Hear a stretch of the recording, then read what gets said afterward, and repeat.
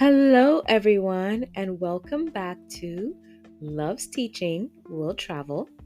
I'm your host, KJ, and we're back to a new episode this week based on my TEFL experience over the past year. Now, as we settle into this new episode, I just want you to understand what TEFL means if you are unfamiliar with this acronym. Now, it is Teaching English as a Foreign Language. And for those of you who were not a part of the first season of the podcast, perhaps you haven't gone back and listened, I talked a bit about working on a TEFL certificate and just getting into the groove of teaching English as a foreign language and what that meant for me. And now I just wanted to follow up on that experience and just share what has been going on with me this past year. So a little background, I do have a master's in education that I completed several years ago. I have been teaching for many years, about 15 years now. I've taught children, I've taught adults, so I've taught preschool, I've taught college level students, and I've done coaching and workshops and other professional development opportunities. So there's a little bit of a background about my education. Now, working with English language learners is not something new for me. Back in my college days, and it's been about 20 years now, so back in my college days, I used to tutor TEFL students, and this was a great way for me to connect with students who were coming from different countries. As a girl coming from the Bronx, meeting people from South Korea and Japan and China, it was a really interesting experience for me. So that was my early days of working with students who were TEFL students and just being able to connect in that type of way as a instructor or tutor, as you would say. In 2022, I took an online TEFL certificate course. And let me tell you, anyone who says, hey, take a TEFL course online and it's going to be easy breezy, lies, all lies. It has, oh my gosh, it was the hardest thing I've had to do. I mean, the hardest thing in a long time that I've had to do. Now, this lasted almost a year. I had a lot to work on. There were so many different parts of this course to dig through, from theory to practice to recording videos of me teaching and submitting them. It was a lot. So just be mindful if you are going to do a TEFL course online. Please do not walk into this thinking this is lightweight and it's going to be a 1-2 thing. If you are going with a company who is, really reputable and they're focused on making sure teachers come out of the program with a lot of practical understanding, but as well as, their theoretical understanding, you just want to just be prepared that it is going to be work and it's not going to be lightweight. So there's a little background about me, my teaching experience, my TEFL experience, and now I'm just going to jump into what I've been doing the past year. So after I completed this course, what I really liked about it was that they really tried to help students kind of get into next steps. So it was like, here's how you develop your resume. Here's how you network. These are places to apply. These are companies to apply to. They also provided some workshop and professional development opportunities, which you don't really see that often. So I was so happy that I did go with this company and I was able to not only get a lot out of the class itself that I took and the support that I got from the instructors, but also after taking the course and the support from there and how they really try to highlight students and encourage students afterwards. It's really important and I highly recommend them. If you have not heard me mention the company as yet, they are called Bridge EDU, and honestly, they come highly recommended. I'm not getting paid for this. This is not a promotion. I'm just saying what worked for me, what program worked for me, and how I was able to get from point A to point B with this TEFL and with this opportunity to jump into a teaching English career, right? So over the past year, I did apply to a variety of TEFL jobs. I applied for jobs online. I applied for jobs in person. I was on Indeed, like I was getting paid by Indeed. So I applied to company after company after company. I applied to organizations that were local, and I started working with a company called Cambly, which, if you're familiar with Cambly, it's a really good platform. It's an interesting platform. The only thing is pay. So if you just want to be able to get some teaching English experience, maybe you want to teach children English, perhaps you want to tutor adults, maybe tutor adults in business English or English to help them travel. This is a great platform for this. The way it's laid out, the timing, the way you can book people. It was just a really good platform if you're starting out. Now, if you're seasoned and you are pumped and ready to get started in this career, I highly recommend moving on to different platforms. Now, one of the platforms I do recommend is Preply. And although Preply takes a lot of work, you have to really build your application, your resume, and everything has to look good. And, you know, they do make things not difficult, but they make it so that not just anyone can apply and jump on and say, hey, I'm going to be teaching this course and I'm charging you $50 for it, right? There's a lot that they look into, including your credentials. Now, another platform that I love, and I mean, I love this platform, is Classover. Pay is great. It's pretty reasonable. Considering what teachers are getting paid in their everyday roles, this is a great side hustle if you want to make a little extra cash. Classover, they offer a variety of hours. You can do mornings, you can do nights, you can do weekends. I sound like the old phone plans, right? Like nights and weekends. So they offer opportunities to teach at night, opportunities to teach in the morning. And this works out because of where many of your students are coming from. You're going to have students in the US, you're going to have students in Asia, other places. So it really works around your schedule as well as theirs. And you just kind of create that consistency that you need with this type of platform.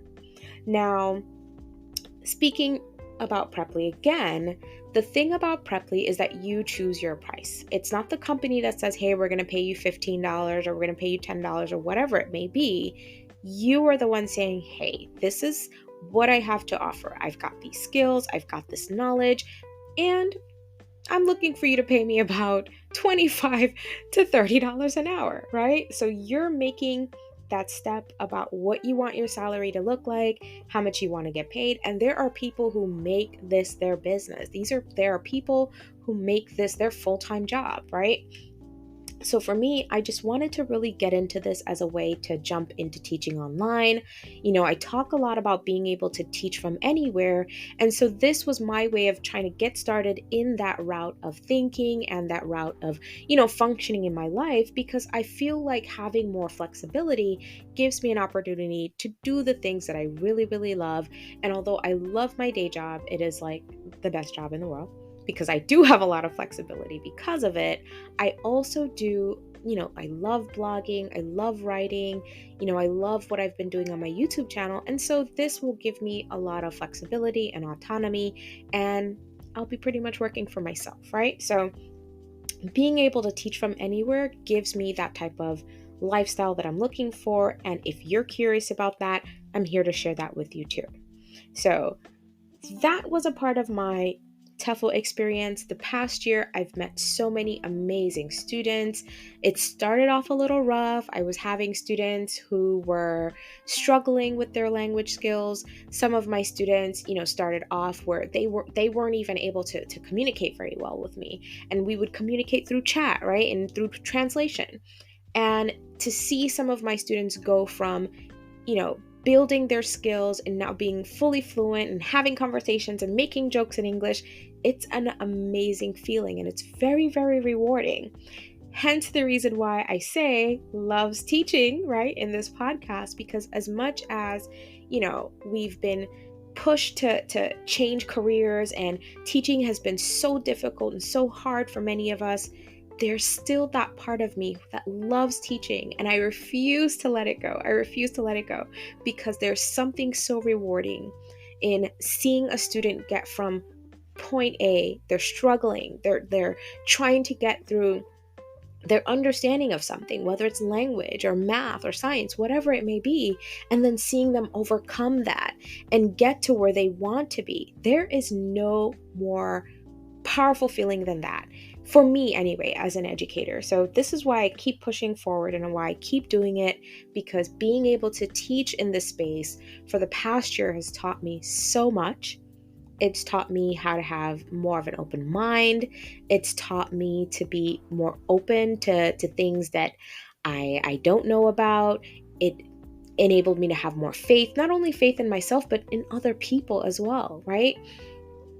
Even in making connections with people on the other side of the world, I think something that many people don't realize is that we're so caught in our bubble wherever we are.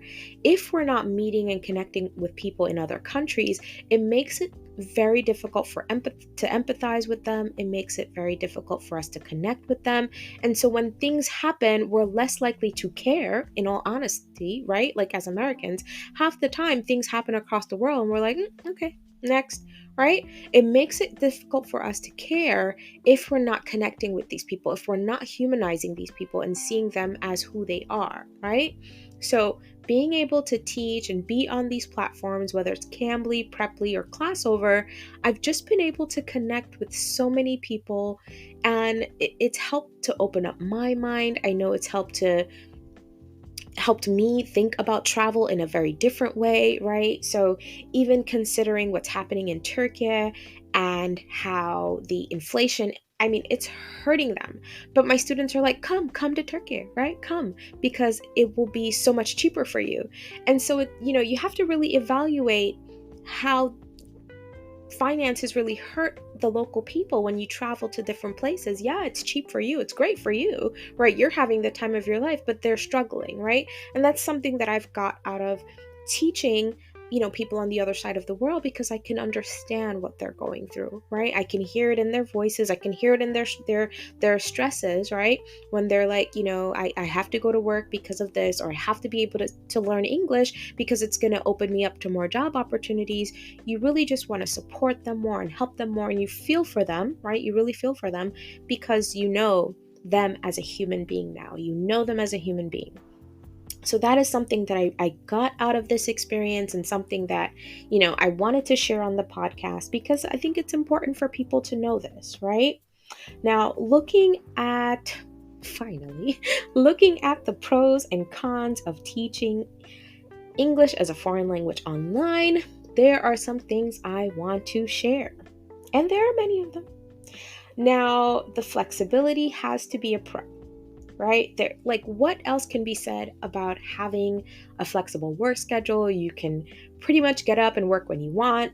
There's nothing better than that, right? You're just working around the hours of yourself, working around the hours of your student, and you make the hours that work for both of you.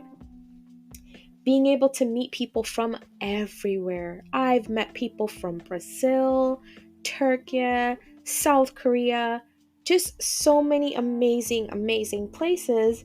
You learn more about yourself and you learn more about the wider world. So that's definitely a high pro in teaching English online. Now, learning about new languages and cultures has to be at the top of the list as well, because some of my students, will teach me about new words. They will maybe help me to connect some conversations that they might be having with their families, and I'm like, hey, what does this word mean, right? And they're like, yeah, it means this or it means that. And so it has been really interesting to connect on that level, right? Learning a new language or learning words in a new language. Also learning about different foods from this culture and different festivals and music and things that people have going on in their own country and their own culture, and learning about these things. It's amazing. It's fascinating. And I highly recommend it. I do. I really highly recommend teaching English online, if not for, the flexibility, but for being able to understand new cultures and people, right? Because this makes us stronger human beings. It makes us more open human beings. And I can't recommend that enough for people.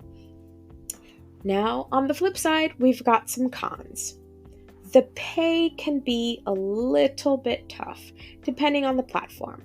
If you're starting out with a platform like Cambly, just be mindful the pay isn't going to be astronomical, but you're working from home, you've got the flexibility. So just some things you have to weigh up, right?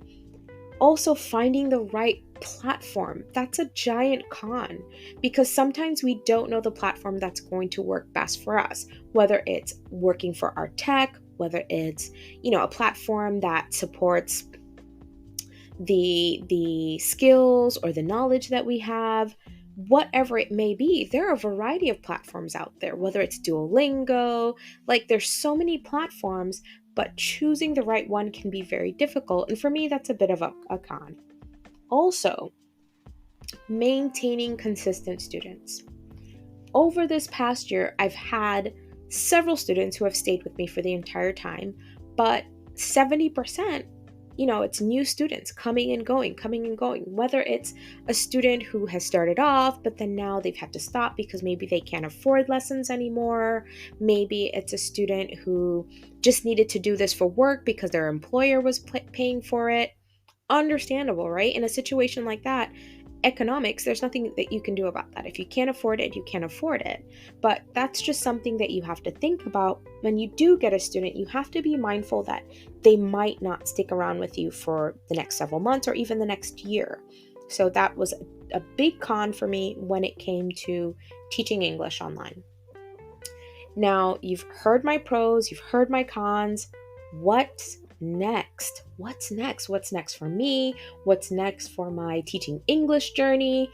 There are some things that I've been thinking about, and I mean like really thinking hard about them, whether it's creating my own course, creating my own course materials and selling them, publishing them online, setting up my own platform. Like that would be really awesome.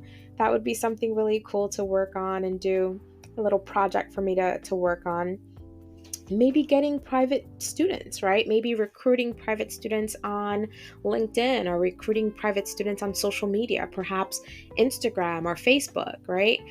There are a lot of people using these platforms from around the world. So it's a great way to recruit students, right? If you're thinking about this, social media is a great way to recruit private students. So never write this part off, right? So thinking about my what's next, I've been marinating on these things. I don't know what's next for me. At this moment, I'm just enjoying the students that I currently have. They're super cool, super fun. It's always, interesting to connect with them. Many of them I connect with several days a week or on weekends. And I just think it's really important to stay on this track and just continue to build relationships that way. Whatever it is I will decide to do next, I will be sure to share it on the platform, just like I did with my book, right? If something's coming, I will definitely let you know because this has been such a supportive community. You guys have been with me through it all. We're halfway through season 2 and it has been such an amazing journey. So anything I do plan to do next, I will definitely share it with the community because I know you guys will be nothing but supportive in helping me get to where I need to be and sharing, what I have with the world. So it has been great. I look forward to seeing you next episode. Bye-bye.